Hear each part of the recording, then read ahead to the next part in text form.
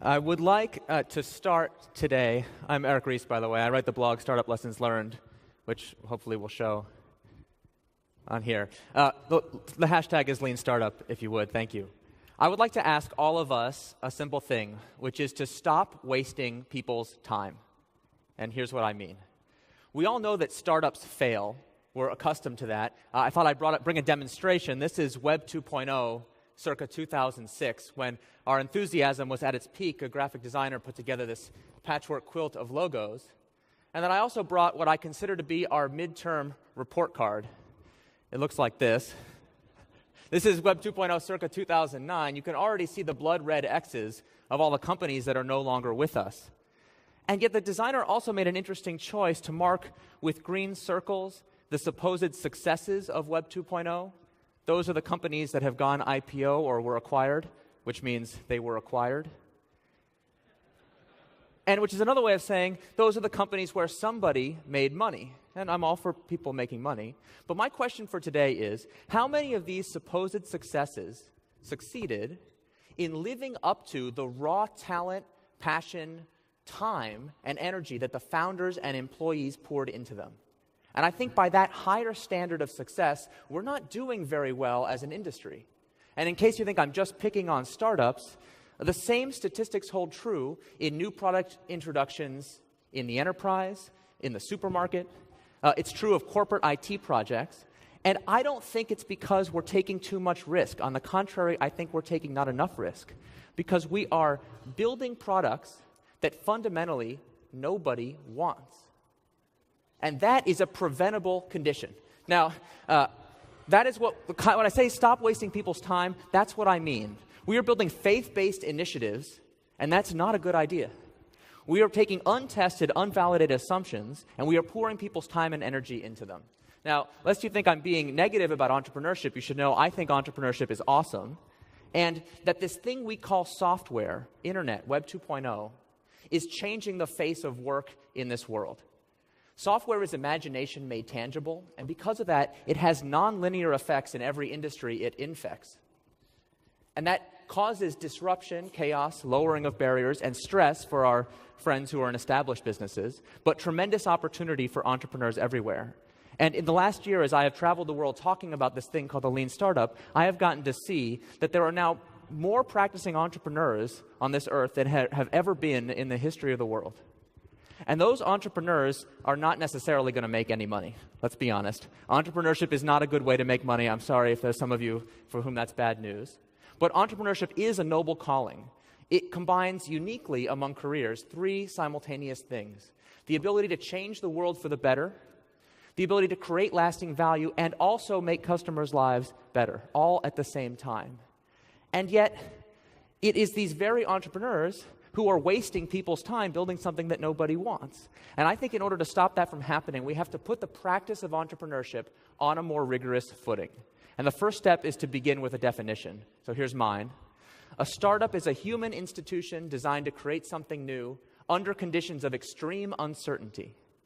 Notice I didn't say anything about what industry you're in, or what sector of the economy, or even the size of company you work at.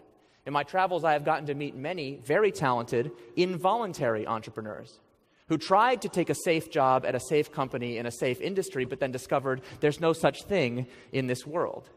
So anyone who's trying to create disruptive innovation under conditions of uncertainty is an entrepreneur. That's not a metaphor. And that's just a fancy way of saying a startup is an experiment. An experiment not just in can we build a product, but should we build it? And more importantly, can we build an organization, a sustainable organization, to support that series of products and services? And the funny thing about that definition is it means that entrepreneurship is management. Because when we think of management, most of us have a very 20th century view of what that looks like. We think of general management as was practiced in the 20th century, the general management that powers the supply chains that, let's face it, keep us all alive. But I believe we need a new management science, entrepreneurial management, not better or worse than general management, but different, geared specifically to the principles of extreme uncertainty that is the soil in which all entrepreneurs live. And the first of those management principles I want to talk about is this thing called the pivot. The pivot is a word that's gone a little bit mainstream this year. It's entered the zeitgeist. I knew when I saw this in the New Yorker, I don't know if you can read this, it says, "I'm not leaving you, I'm pivoting to a new man." So sorry about that. But that cartoon actually has a certain wisdom to it, because what entrepreneurs do when they have a vision and encounter difficulty is they don't just give up on the vision, but they don't just persevere the plane right into the ground either. They keep one foot firmly rooted in what they've learned so far, while systematically changing one other thing at a time. And that's why successful entrepreneurs do not have better ideas than unsuccessful entrepreneurs. They have superior process. And they have this kind of zigzaggy path from initial idea to eventual success, which only in retrospect looks nice and linear, or unfortunately, when you read about it in the press. And the premise of the lean startup is actually very simple. If we can reduce the time between pivots, we can increase our odds of success before we run out of money. Because what matters in any entrepreneurial situation, from the garage to the enterprise, is not how much money do I have left, but how many pivots do I have left. So if we're going to stop wasting people's time, we have to learn to pivot faster. And yet, the fastest way to iterate is just to go around and around in a circle. That's not helpful either. We have to know, how do we know if we're making progress or just engaged in forward motion? And that is the enduring conundrum of entrepreneurship, knowing if I'm making progress. The lean startup takes its inspiration and its principles from lean manufacturing that confronted the same question. How do we tell the difference between value-creating activities and waste? As I mentioned at the top, many startups are actually building something that nobody wants. And if you're building something that nobody wants, what does it matter if you're on budget and on time or on schedule? Why are we using milestones and schedules to manage something which fundamentally is uncertain and has, in many cases, a fatal problem at the root? Instead, we need a new definition of progress, what I call validated learning, and I'll share with you how I came to that conclusion. This is how I was taught to do product development as a software engineer in Silicon Valley. It's called the waterfall methodology. I'm sure many of you have tried this. I was taught this as the manufacturing metaphor for software development. And you can imagine how pissed I was when I found out that they don't even use it for manufacturing anymore.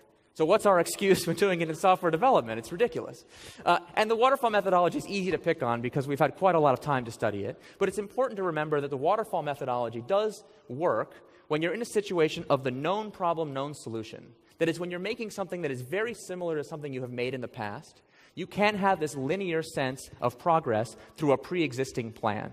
That's why the unit of progress of waterfall is advancing to the next stage. As long as we're doing what we said we were going to do, we consider that success, even if what we said we were going to do was stupid. And that is what leads to this problem we call achieving failure, when you successfully execute the plan, but the plan takes you right off a cliff. Now, the last 10 years have been about this thing called agile product development. And I've shown here, this is extreme programming, which is my personal favorite of the agile methodologies. And agile has the important insight that if we change our unit of progress to a line of working code, we can stop achieving failure. And this point of view works when the problem is known, it's the solution that is unknown, which is often the case in corporate IT projects where agile has had its biggest impact. So if we create specification documents that nobody reads, or documentation that goes stale, or create software with bugs that then have to be reworked, all that constitutes waste, and Agile is a way of eliminating that waste. Unfortunately, startups don't live in this world either. They live in this world. The unknown problem and unknown solution. If we're going to sit a customer, an in-house customer, with the engineers, what if we don't know who the customer is yet? What if we don't know what problem we're trying to solve yet? There's a lot on this diagram I can't go into today. You can learn more on my blog. I just want to focus in on this idea of the unit of progress called validated learning. And I'll just tell you a story. I founded a company called IMVU, and the very first version of that product took us 6 months to build. And I was the CTO of the company. It was my job to be responsible for the technical architecture, and I don't want to mince words. The first version of this product sucked. Okay, it was every bit as likely to crash your computer as it was to give you your delightful consumer 3D avatar experience. And I was personally embarrassed to ship it. I was like, oh God, people are going to use it and think, we don't know what quality software is. I had this image of a journalist writing this article, idiots launch software, don't know about quality. But turned out I needn't to have worried. Some of you already know the punchline because you've done this too, because of course nobody used the software. We couldn't even get people to download it, so they couldn't even discover how buggy it was. And it was my co-founders who had to drag me kicking and screaming to the realization that we'd actually built the wrong product. We had once again built something that nobody wanted. And let's face it, I was depressed. Because I was the guy who had written, 40,000 lines of code to build that initial prototype, almost all of which had to get thrown out. The good code and the bad code alike. Failure is a great equalizer of quality. And then I said, wait, are you telling me I would have contributed just as much value to this company if I had spent the last 6 months on a beach, on vacation, as I did killing myself to get this prototype out? I said, no, that's not true. Because if we hadn't written all this code, we wouldn't have learned this important thing about customers. So then I felt better.